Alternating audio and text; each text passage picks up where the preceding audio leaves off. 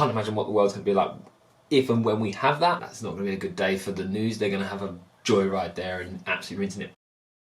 Hello, I'm Hayden.Bloomfield and welcome to the channel.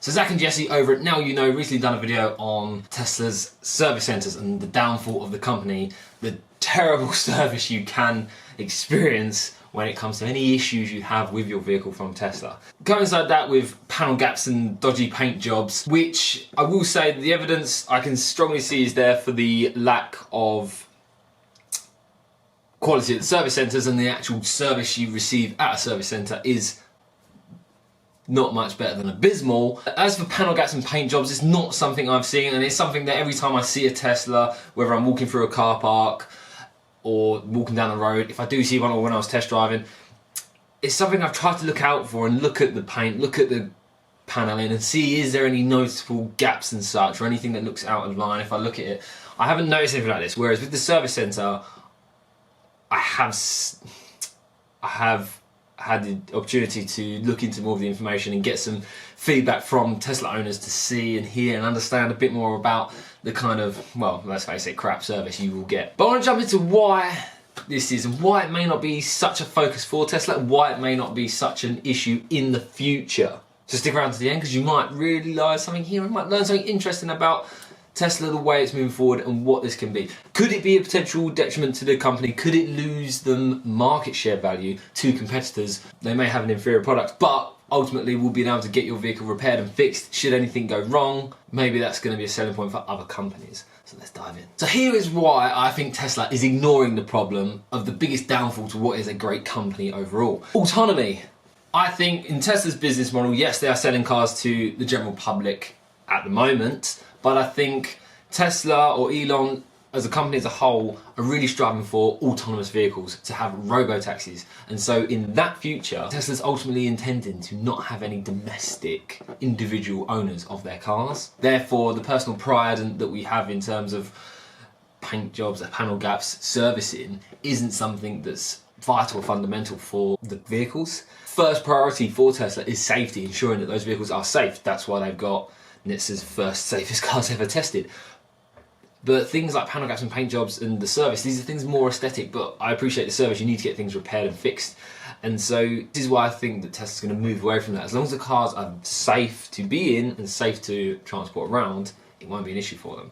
But how quickly can this happen, and how quickly can competition accelerate their production of EVs to start to take away maybe perhaps a bit of market share from Tesla because of this? Well, if you've seen with FSD Beta, it's now running with tens of thousands of participants that are driving around every day, gathering more and more data to improve the software, to improve the system, to ensure that it's getting closer and closer to being able to outperform a human driver on the road. To date, the FSD Beta software has had 0 collisions, 0 crashes, with 0 injuries and 0 fatalities. I can't imagine what the world's going to be like if and when we have that. I'm sure it will happen at one point.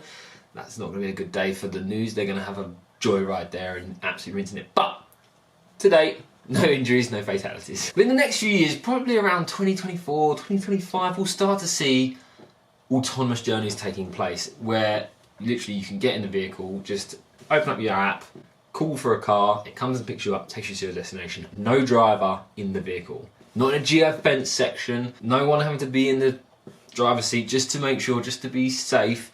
Completely autonomous. You jump in, no one's there, takes you to the destination, you jump back out, car moves off again. When you consider this is the future we're going towards. Like it or not, whether you like the idea of being driven around autonomously or people not driving. I've had this conversation, I had a conversation with someone that works in the taxi industry and kind of took offence to the idea of it, but the reality is your job's not going to exist. We're not going to have taxi drivers, we're not going to have lorry drivers. Their job will cease to exist and become redundant because of autonomy and vehicles being able to drive multiple factors safer than any human. And when you consider this, a future where vehicles are autonomous and do drive themselves, why do we need service centres for humans to go to? Why do you need to consider or worry yourself with what that service, quality of service is like? Do you need to? No. Further, when Tesla has a fleet of autonomous vehicles, they will need fewer service centres than what companies have now, in terms of, if you think of the cars to each service centre ratio, Tesla's going to need far fewer because of the autonomy factor. Because people aren't using the vehicles, they're not driving, we're driving safer, the wing mirrors aren't being clipped and rims aren't being scraped, all those sorts of things, doors aren't being dented, that you'd go into a service centre to get repaired, and obviously you still have your general maintenance checks and service, etc. But that can all be done as part of an autonomous fleet. It's not necessary, and all be done within data. So it's something that can be managed and systemised a lot better, therefore not needing so many service centres to do it. Obviously, I still feel that Tesla are going to be expanding and increasing the number of service centres they have, but I think it's going to be quite a low priority on their radar. They're going to maximise efforts into increasing production, into getting to a point where they have got autonomous vehicles, and also building the Optimus block. But what do you think? Is this necessary? Should Tesla be investing a lot more on increasing the number of service centres around? Like when I think of myself locally, I'm in Kent and I've got Dartford is Dartford's 8 miles away from me. Next one I think somewhere in Essex, so I'm not even sure. I'm probably quite fortunate in the fact that I've got one that's 15 minutes away. It's quite easy to get to, so I'm lucky there. And obviously it's not something that's in my mind. I don't own a Tesla yet, so I haven't had to consider it. But it does bring me enough significance that when I purchase the vehicle, I will make sure to thoroughly inspect it, to take it for a little test drive to make sure that it is perfect, I'm happy with it, because I know full well if I discover an issue,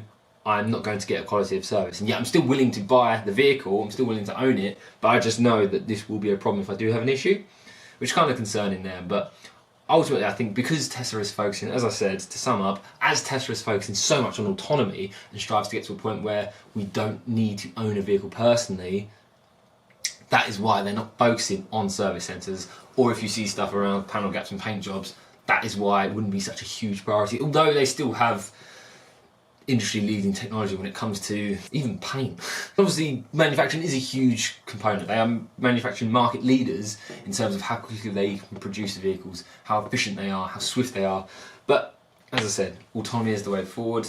That's why it's not a concern of them. But what do you think? Am I wrong? Should they be focusing on building and jumping up the numbers for service centres, or is it something they don't really need to worry about? Because ultimately, even if there are unhappy customers that do move over to other competitors, they're just going to jump back on board as soon as there's a robo-taxi, because it's so much easier, cheaper, swifter, more efficient to exist with. So let me know your thoughts in the comments below. And if you have liked the video, make sure to like, hit subscribe, and I'll see you in the next one when we talk about more ideas coming forward with the future, especially for Tesla and Elon Musk. Bye.